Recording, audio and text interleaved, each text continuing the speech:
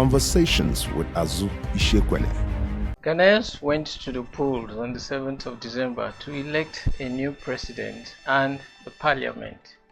As you well know by now, former President John Dramani Mahama won the elections overwhelmingly in the first round and also won a working majority, an overwhelming majority in parliament, 188 seats out of the 267 that were being contested. Today we're talking about why elections in Ghana matter to the West African sub-region. And with me today on the show is the man who keeps a diary on life and politics to talk about why Ghana elections matter.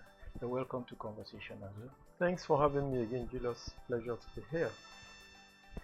So it's not just that President-elect John Dramani Mahama won overwhelmingly. It's also that he has a female vice president-elect. Does that also matter?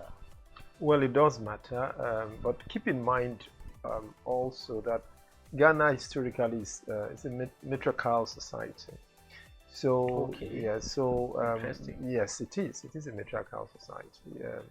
So unlike many other countries in the sub-region and across the continent, so it may not be such big news in historical Ghana terms, but I think it's a one-up and it's an important development for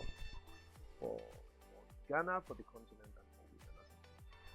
Outgoing President Akufo-Addo at some point was like in one of your previous articles, was the poster boy for for democracy in the subcontinent. I mean, yes.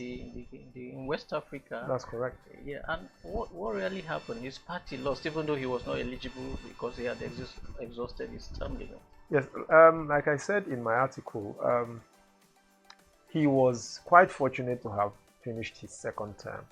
At a point, in fact, in 2022, I think it was, I wrote an article in which I shared my doubts about the possibility of his finishing his second term, because he governed most of the time with his head on the chopping block, just waiting for the hammer to fall. But I think, as you said, he started well. He was actually off to a flying start.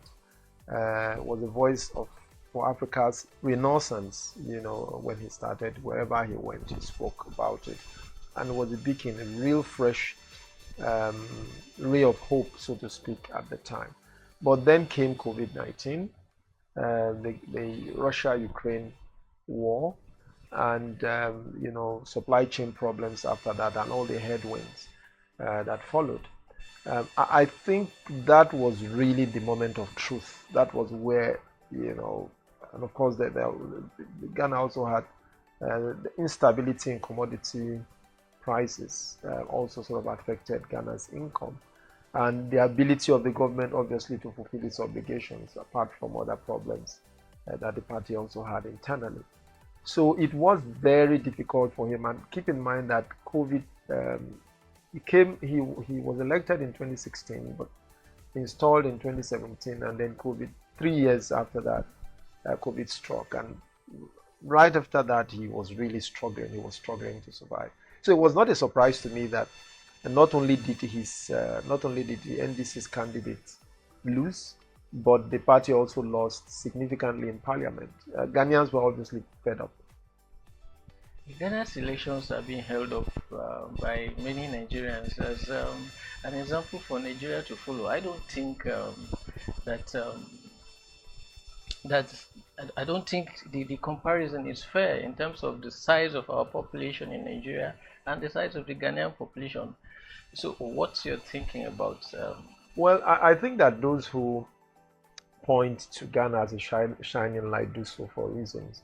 Remember also that in terms of transition from one government to the other in the sub-region, Ghana also took an early lead before that was reinforced by President Jonathan, when Rawlings handed over, and so Ghana took an early lead. So it's not without a reason, and there are also other areas where But it's, like neighbors always do.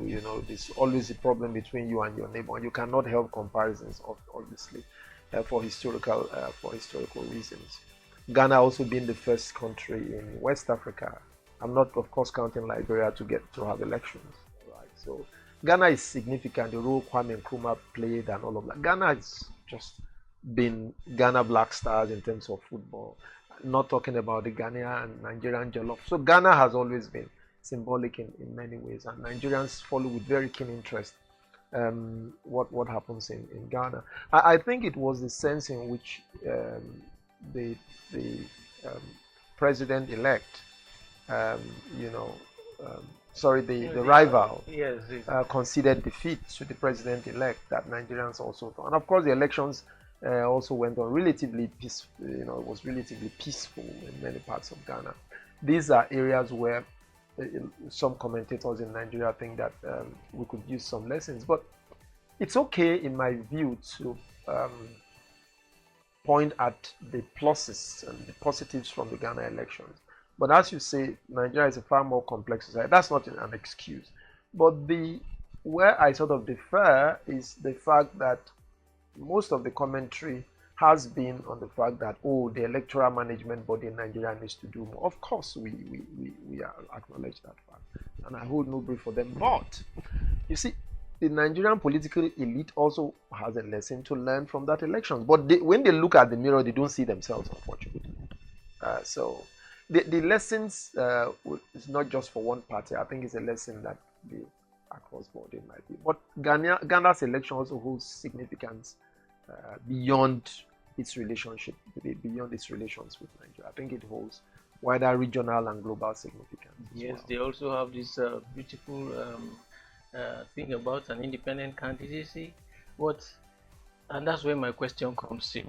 In 2017 or thereabouts, the current president-elect was a member of the NDC, National Democratic Congress. And I'm talking about the question of party discipline. He has remained a member of the NDC all along, and in comparison to Nigeria, where one person loses an election and the next thing is in another party, the next thing is in another party, just like we're witnessing a defection of members of the House of Representatives from the Labour Party to the ruling All Progressives Congress. What does Nigeria have to learn in terms of party discipline in comparison to Ghana? That's a fair point, but also keep in mind that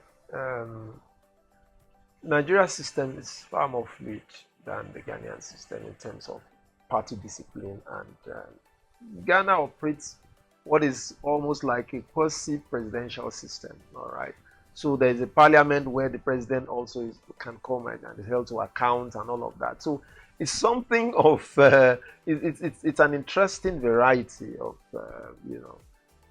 presidential system that Ghana, something that's almost in a sense also like a parliamentary democracy, if you like. But Nigeria is also obviously different. We operate a winner-takes-all. We operate a winner-takes-all system. So once a political party is not in power, the period of wilderness appears so long for those outside that winning party that they can't afford to wait. All right, they just want. And they can't afford to stay in one party. They can't afford. Yes, they can't afford to wait another 4-year cycle because, and never mind another 8-year cycle, potentially another 8-year cycle. All right, I think that's also part of the problem. The winner-takes-all mentality in Nigerian politics is a huge, huge problem, and I think we could use party discipline. I also think that I don't know whether it's between the politicians and the courts or just the way we are.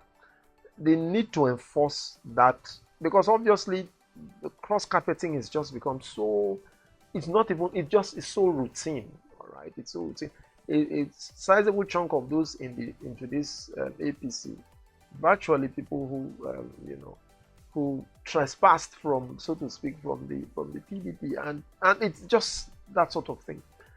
I think that we need. It's not just for me. It's not just a matter of the law, but it's also a matter of enforcement of what the law says, party discipline within the parties, and also hopefully the judiciary able to interpret and uphold some of these rules so that we really can make progress in some of these areas. Without party discipline, it's difficult to make progress. But party discipline tends to flourish more under parliamentary system than it does in presidential politics. All right, finally on the question of economic rivalry, we've had many companies, both indigenous and tech companies, moving their bases from Nigeria to Ghana. Yes. How does this impact on the economy of both countries and the sub-region? Oh, obviously, it's businessmen. Capital, they say, is a flirt. It's very jealous, and so it does not abhor instability at all. And so I think that the smooth transition in Ghana would also be a strong signal to the business community, both within the West African sub-region and abroad, that this is a good place to invest. And Ghana also has a fairly stable judicial system, very well respected. So if you combine that with the stability in political transition, that's a further boost, of course, for businesses in Ghana. And you wonder, Nigeria has much bigger markets and all of that, but these signals are very important to investors. Investors need to have confidence that when they put their money, there won't be chaos, which will make it difficult for them to get their money out. So I think it's a big boost. But also remember that, also keep in mind that, as I said, it also has the smooth transition in Ghana also has significance beyond just Ghana making Ghana a more attractive investment destination. It also has significance for security in the West African sub-region because of what happened in 4 other countries within the region. And of course, I'm speaking now in terms of also including by the time you add Chad and the instability and all of that, and what has happened to the the multinational joint task force, and all of that.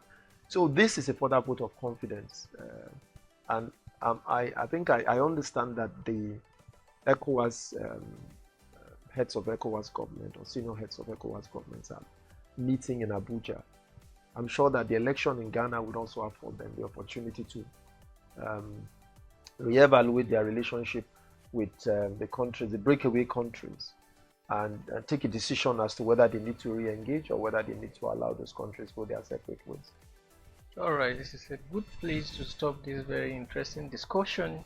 For more on this, visit Azu Ishekwene to actually read these and many other columns he has produced. He keeps a weekly diary on life and politics about Nigeria and the sub-region. Thank you for coming on the show, Azu. Thanks for having me, Julius. Compliments of the season. Same to you. Conversations with Azu Ishekwene.